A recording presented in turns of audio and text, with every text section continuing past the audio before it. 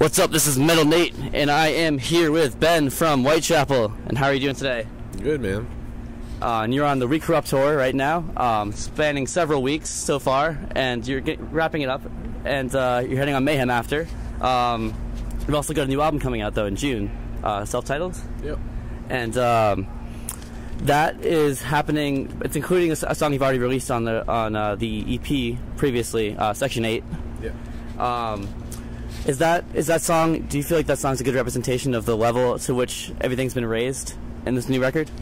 I mean, yeah, I guess in that sense it's kind of, you could put it that way. I mean, it's definitely, I thought Section 8 in itself, when we released that, was kind of a different sound than what Whitechapel's used to doing. So like I said, in that sense, I mean, a lot of the stuff that's going on in this record is like an evolved kind of sound to the band. So I mean, I wouldn't interpret that like everything sounds like Section 8 by any means, because if anything, I think the thing that makes this record stand out more than the other records is just the contrast between songs. Like, I mean, basically, I feel like each song really has its own thing going on, as opposed to like every song sounding like a deathcore song or a death metal song. You know what I mean? Like, there's no like no formula we're following on anything. It's just everything's kind of its own mix, I guess. And you actually also released Hate Creation recently, April 30th, I believe that came out on YouTube, and that song itself sounds completely different from Section 8. So I was going to say, that sort of shows the contrast right there. Yeah, exactly. I mean, couldn't have said it better myself. And so you're the newest member to the band, having recently stepped up to do drums before the album was recorded. How has it been for you, sort of integrating into the band? It's been cool, man. I mean, I've been with the band about 1.5 years now. When I first joined, I guess I brought like click tracks and sampling and that kind of thing to the table, which, in my opinion, I feel like a band at this level, that's kind of something you should be doing anyways. It's just, it makes things a little bit more consistent. I feel like it's a little bit more professional, way to, represent yourself, and just one more element of production to add into the set. So I mean, sounds tighter live, right? Yeah, I mean, it definitely I feel like with faster tempo style, like metal drumming and riffs and stuff like that, like having a click track to create tempo contrast, like if one part's at like 230 BPM and the next part's at 250 BPM or whatever, like having that stability, throughout the entire part, the tempo changes or you spot on and consistent. And yeah, cool. So this album, unlike A New Era of Corruption, was written in collaboration between all the members. And I know you weren't there for the writing of that one, but how did you guys collaborate to create the songs in this one? Were you all in the same room sort of jamming off different ideas? Did you record little bits and share them with each other and figure out how to construct like songs out of that? How did that work? Well, the band's always kind of done things. The last couple records kind of been doing things like on computers. Programming out drums. Recording a riff here or there, putting a song together. Like one guy will have an idea or a concept or whatever. He'll put it all together, on his rig, bring it to the table, and then we'll all work off of that. So, like, a lot of what we did on this record was going through old riffs and kind of putting stuff together and piecing things and working with new stuff. I mean, basically it was just, we all sat in the same room, the same house for, about a month together. Some guys were in and out the whole time. But I mean, for the most part, like, we were all there, all working on, ideas, all hashing out song structures and parts and, doing the whole thing. I mean, there was still a little bit of people working on their own and, doing that whole thing, but it was very, very cohesive. I mean, it was a very collaborative effort putting the whole thing together this time around. But yeah, I mean, we didn't really, where we did most of the pre-production for the record was our guitar player Alex's house.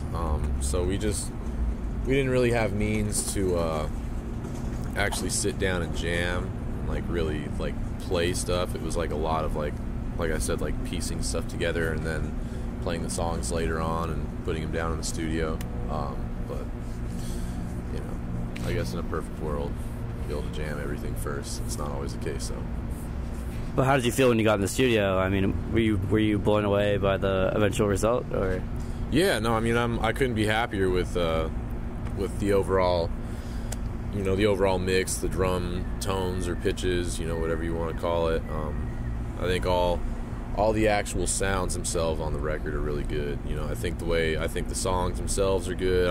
You know, couldn't be happier with the way the whole thing turned out. But I mean, at least for me, we spent at least 3 days just tuning the drums and trying to get them, you know, messing around with different mic placements, you know, different tunings.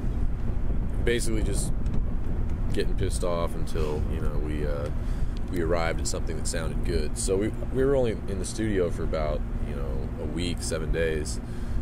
That's really fast. Around there, yeah. So I mean, really, like, I had about 3 songs that I had all the parts laid out to, and mapped out and ready to go, and like pretty much everything else was like done on the fly. So I mean, in that sense, having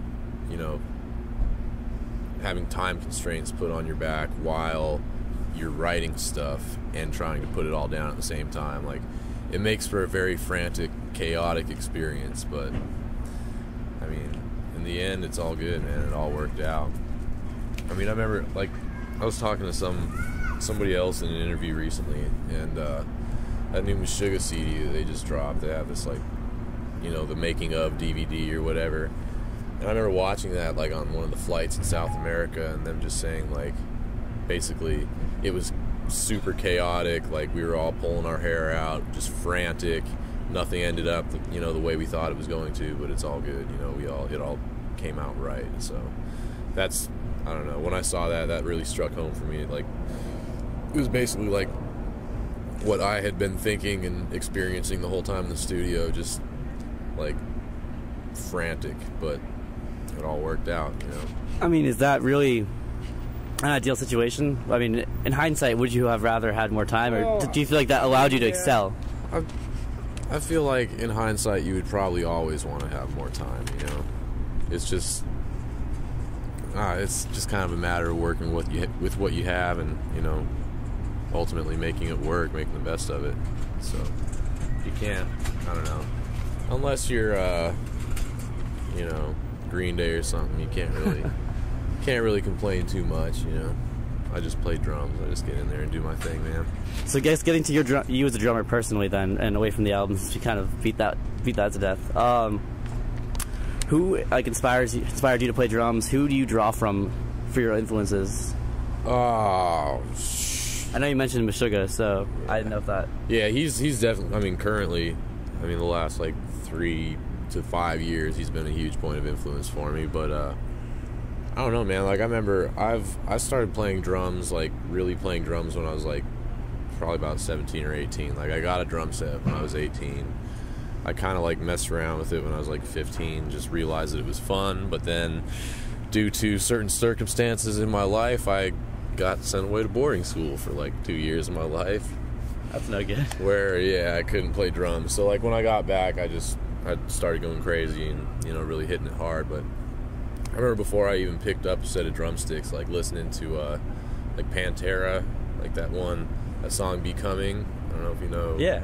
But, like, it has that, like, bass drum lick in the beginning, just like, I remember just listening to that, not even having any idea, like, how to play drums, and be like, man, that's cool, like, I want to learn how to do that. Like, same thing with, like, Danny Carey from Tool. Like, he was like a early point of interest for me, which, like, sparked my interest in drumming. Just, like, being 12 years old and listening to you know, Undertow and Anima, and just hearing these, like, crazy rhythms that I was like, wow, I don't know what's going on there, but I like it. It's awesome. You know? Yeah, and crazy time signatures and stuff. Yeah, and I mean, now to this day, like, when I was really, like, learning how to play drums, like, I learned a whole lot of Tool and, you know, a bunch of that kind of stuff. So a whole bunch of Pantera. So those like earlier influences that I had before they were even influences still definitely hold a place for me. I don't know, man. Like, right now I'm really into like, gospel drummers, you know, stuff that isn't metal. That's cool. So what else do you like to listen to that isn't metal then? I don't know, man. It's always changing. Honestly, right now, like, I haven't been listening to a whole lot. Like, when I'm on tour, I find myself not really listening to much music. I just kind of play it and then get back to the bus and Sort of zone out. have a couple liquor drinks maybe, and then just try to chill out. I mean, like, we're constantly listening to like Drake and Lil Wayne and stuff like that on the bus, just like, you know. Sort of a guilty pleasure then, or Maybe a little guilty. I wouldn't go as far as to say it's guilty. I love that shit, man. It's a good time. Right on. And are you from Tennessee like the rest of the guys? No, I'm actually from Arizona. Oh, okay. I lived there since I was like 9, 7, something like that. So I mean, yeah, I'm from there for sure. I played in this band called Knights of the Abyss for about a year and a half, and that's kind of how I guess built any bit of credential to like throw at Whitechapel when I heard that they were looking for a drummer. But yeah, I don't know, man. And just wrapping up a few more. If you had to choose one person to narrate your life, Morgan Freeman. right on, man. It's a good choice. Good choice. And is there any artist you can't stand, or any type of music you can't stand? A genre? Put me on the spot, man. It doesn't have to be a metal band. It could be any artist. Oh yeah, of course. I wouldn't want to drop a metal band. Yeah, I wouldn't want to be the person bringing that. That'd be kind of a bad thing. We don't want to start the hate machine. No, we don't want that. Next question. God, yeah, I don't know, man. I love everybody. Okay. So just one more question then. You have this new album coming out. Whitechapel has 3 already out. Right now there's a lot of pirating going on in the music industry still. A lot of people aren't buying CDs. What would you say to kids about that? Kids who might pirate your new album instead of buying it, to get them to buy it, or just in general, do you have anything you want to say to them? I don't know, man. I mean, I can't tell you not to do it, because like I've definitely pirated music in my day, and I mean, I feel like at this point everybody does it. But I know me personally, a band that I really like, when they come out with a new record, I'm gonna go out and buy it, because I appreciate what they do and the music that they make and the effect that it has on my life, and because of that, I'll go out and support the band. So, I mean, I would just say, if you actually give a shit about this band, go out and buy the record, because I mean, that's what's gonna keep us afloat and keep us wanting to do this, and keep us able to do this for records to come. I mean, it's the same with any band. I mean, I can think of countless bands that I loved when I was growing up that are no longer bands anymore, because they didn't make any money. And I mean, it was No, but it was There's not an interview going on, right? Yeah, no, there's not. It was the same thing with with Knights of the Abyss. Like, when I left that band, I was like $10,000 in debt, had no drum gear to play on. Like, my bass drum head broke, and I taped it and put a piece of cardboard on it. Like, and when there was like the Lambgoat post that came out, some kid on Lambgoat was actually like, "Ben, just sell out. I would have stuck with Knights of the Abyss." It's like, do you have any idea what my life is like, man? Like, we're not out here making big bucks. Like, even Whitechapel, we're not out here like making crazy money. Yeah, you guys tour like crazy. Like, I mean, we're just to get by, right? Like, yeah, that same Lambgoat post, I remember, like, a rebuttal to that kid that was like, Ben's a sellout. One guy was like, well, if you had any idea what was going on, you would realize and understand that these guys in a band like this are making maybe about what a manager at Burger King makes, if that. Like, we're not we're not like living crazy lives and having more money than we know what to do with. Like, it's a very common misconception that people have, is just that as soon as you're in a band, everything's handed to you, the label does everything for you, everything's paid for. But it's like, that's not the case at all. The only thing that really, like I said, keeps bands going, keeps people going, is people coming out to shows, buying merchandise, and buying CDs. Basically, just keeping the band afloat. So, I don't know. Well put. Thank you very much. And I think that does a good job of addressing those people who may pirate it as opposed to buying it. I mean, it's like I said, man. I can't say don't do it. You know, of course, I'm gonna like it a lot more if you buy my record, but you know, at the same time, it would be hypocritical of me to say don't do it. All I can say again, just to reiterate it, is if you like our band, if you like any band, you know, if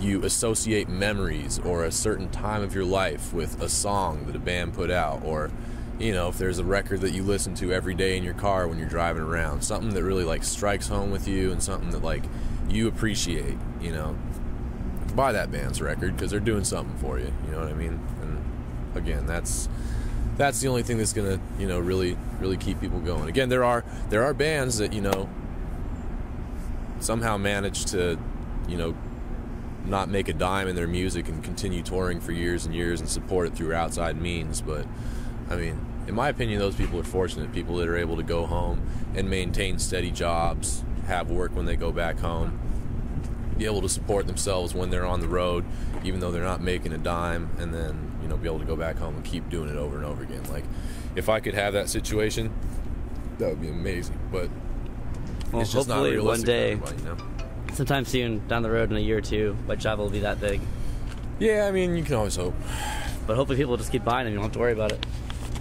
Let's hope so. Yeah. Well, thank you very much. Of course. Appreciate your time. We're good.